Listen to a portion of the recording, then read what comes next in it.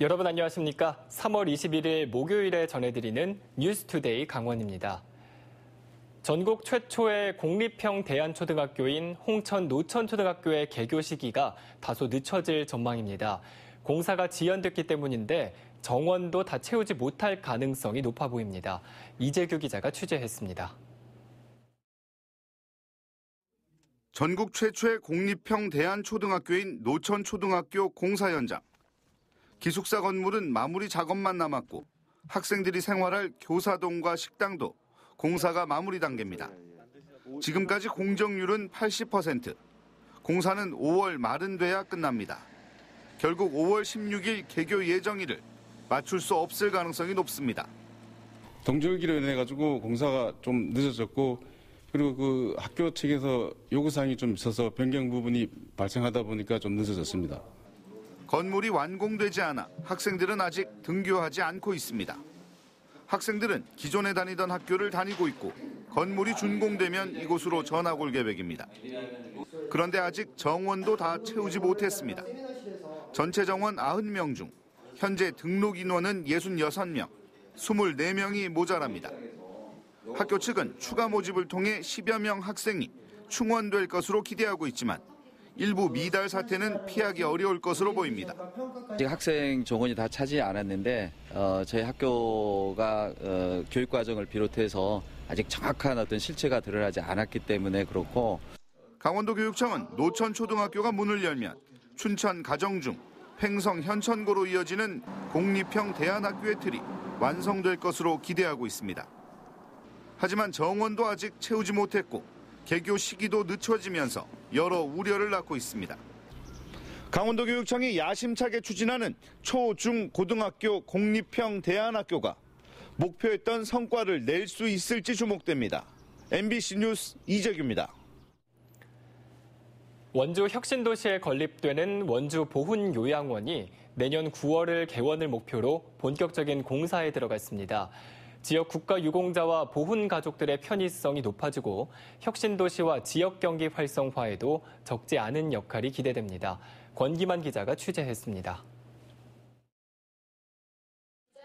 전국에서 7번째로 건립되는 원주 보훈요양원이 첫 삽을 뜨고 공사에 들어갔습니다. 혁신도시 내 만여 제곱미터 부지에 366억 원을 들여 지상 4층, 지하 1층 규모로 건립됩니다. 요양실을 비롯해 생활공간 개념으로 설계된 물리치료실, 심리치료실 등 각종 치료시설이 들어섭니다. 국가유공자분들의 고령화에 따라 의료, 요양시설 확충과 찾아가는 보훈, 재가복지 서비스 등 보훈복지 확대에 힘쓰고 있습니다.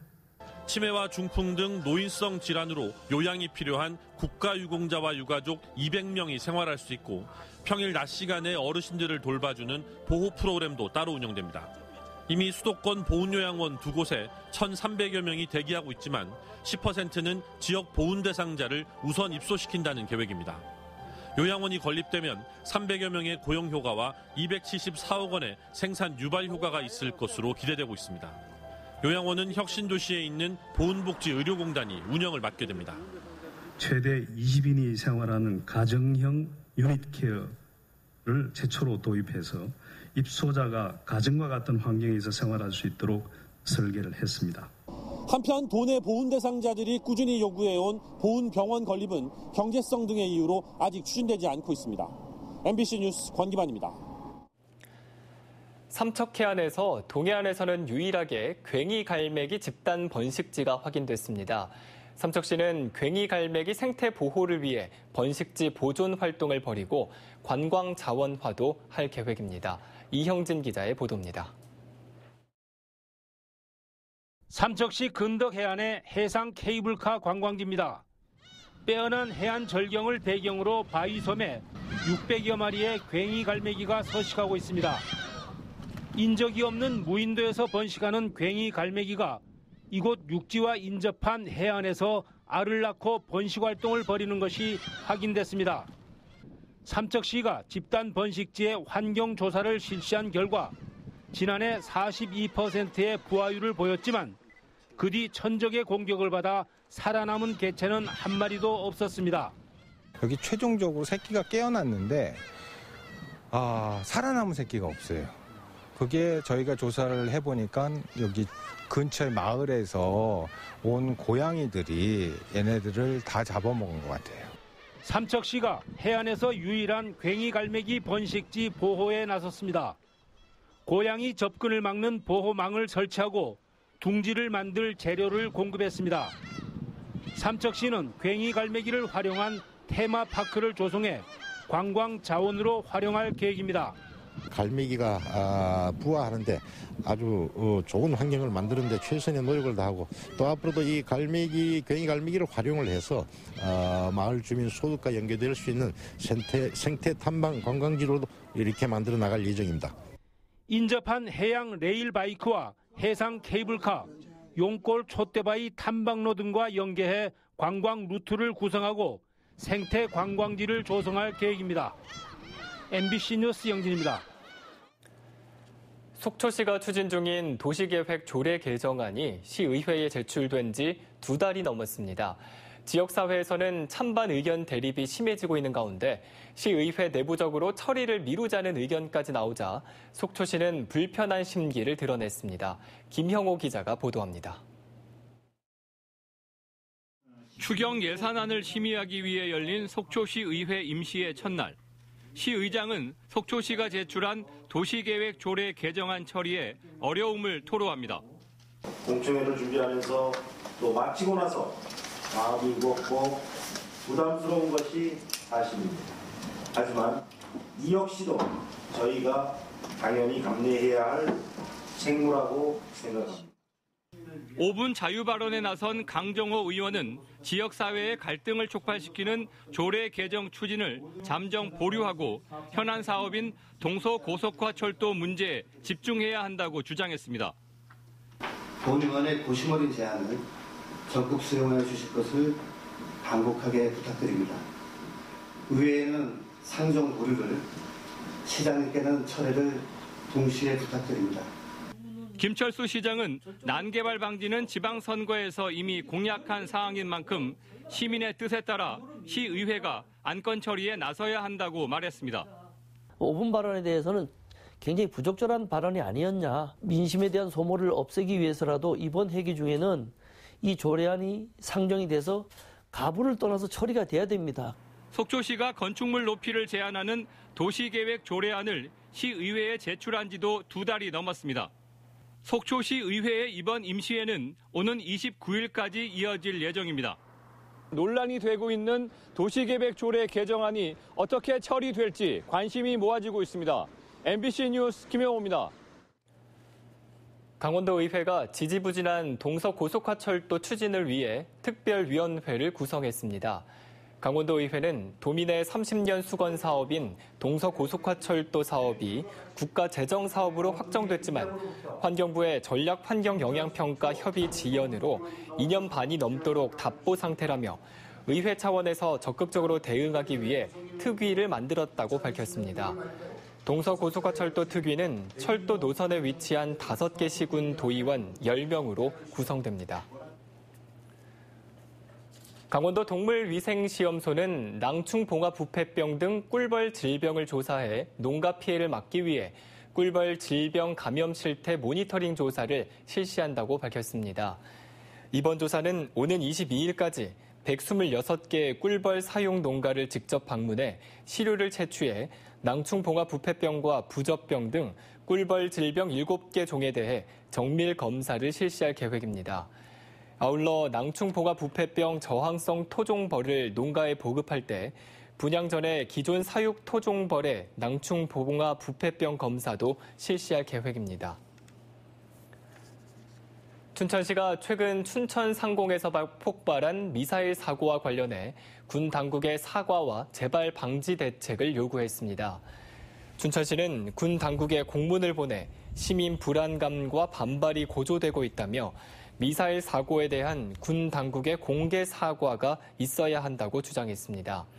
또 사고 원인에 대한 조사 결과를 명확히 공개하고 재발 방지 대책을 마련해 공식적으로 밝혀야 한다고 촉구했습니다.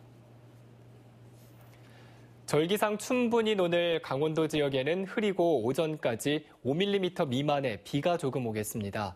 오늘 낮 최고 기온은 영동 지역이 16도에서 18도, 영서 지역은 13도에서 15도, 강원 산지는 11도에서 13도 분포로 어제보다 2도에서 4도가량 낮겠습니다. 또 강원 내륙과 산지에는 안개가 끼겠습니다. 한편 오늘 오후를 기해 영동 지역과 태백, 정선, 그리고 강원 산지에는 강풍 예비특보가 내려졌으며 동해 중부 먼바다에는 풍랑주의보가 발효 중입니다. 그럼 자세한 오늘의 날씨와 행사를 안내해드립니다.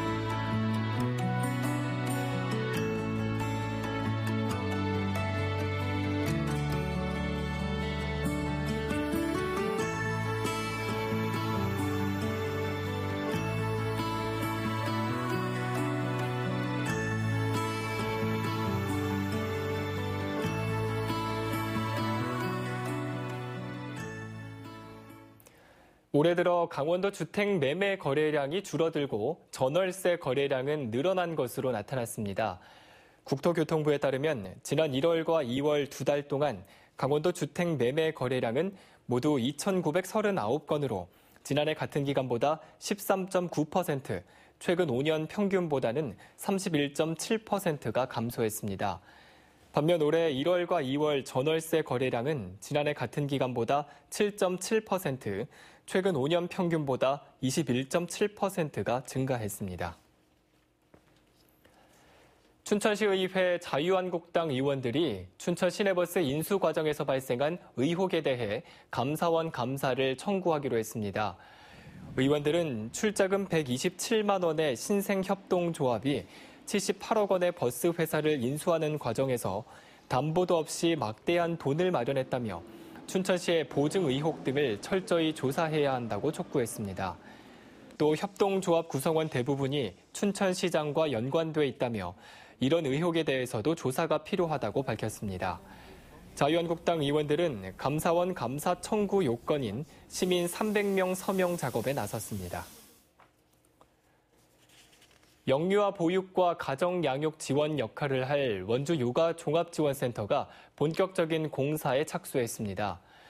원주 혁신도시 내에 들어서는 육아 종합지원센터는 국비 등 사업비 62억 원을 투입해 2,150제곱미터 부지에 지하 1층, 지상 2층 규모로 건립되며 일시적인 도움이 필요한 영유아 부모를 위한 시간제 보육실과 장난감 도서관, 영유아 전용 놀이체험실, 그리고 육아 상담실 등을 갖추게 됩니다. 올해 말 준공을 목표로 하며 위탁 업체를 선정해 내년 2월에 개관할 예정입니다. 올해 강릉 경포 벚꽃잔치는 다음 달 2일부터 7일까지, 단오제는 6월 3일부터 10일까지 개최될 예정입니다. 다음 달 2일부터 7일까지 경포대 일원에서 열리는 벚꽃잔치는 커피 체험과 플리마켓, 연주회 등 다채로운 행사들과 함께 감성 벚꽃 로드와 포토존을 운영할 계획입니다.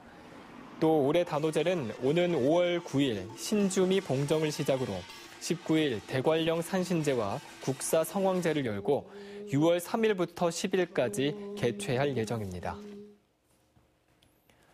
한국노총 소속 건설장비 근로자들이 삼척 화력발전소 건설 현장에 지역장비 이용을 촉구하고 있습니다. 한국노총 전국건설산업노동조합은 어제 삼척시청과 포스파워 사무실 앞에서 집회를 열고 삼척 화력발전소 건설 현장에 지역장비 우선 이용과 근로기준법 준수를 촉구했습니다. 근로자들은 발전소 건설 현장 업체들이 지역 상생 협약을 무시하고 외지 장비를 대거 들여와 지역 덤프업계가 생존권을 위협받고 있다며 총력 투쟁에 나서겠다고 밝혔습니다. 도내 교원 명예퇴직자가 급증하면서 일선 학교에서 기간제 교사 구인난을 겪고 있는 것으로 나타났습니다. 강원도 교육청에 따르면 올 2월 말 명예퇴직한 도내 교원은 241명이며 이달 기준 도내 교원 휴직자도 846명에 달하고 있습니다. 이처럼 명퇴와 휴직 교원 수가 급증하면서 학교 현장은 기간제 교사 구인난을 겪고 있습니다. 특히 교통 근무 여건이 열악한 농어촌 지역의 경우 예비 교사마저 지원을 꺼려 기간제 교사 구하기에 어려움이 가중되고 있습니다. LNG 도시가스가 공급되지 않는 정선군 읍면 지역에 LPG 집단 보급 사업이 추진되고 있습니다. 정선군은 최근 민자 사업자가 정선읍에 자체적으로 LPG 배관망을 구축해 가스를 공급하겠다는 사업 제안을 하자 LPG가 공급되지 않는 7배 읍면에 LPG 배관망 구축을 검토하고 있습니다.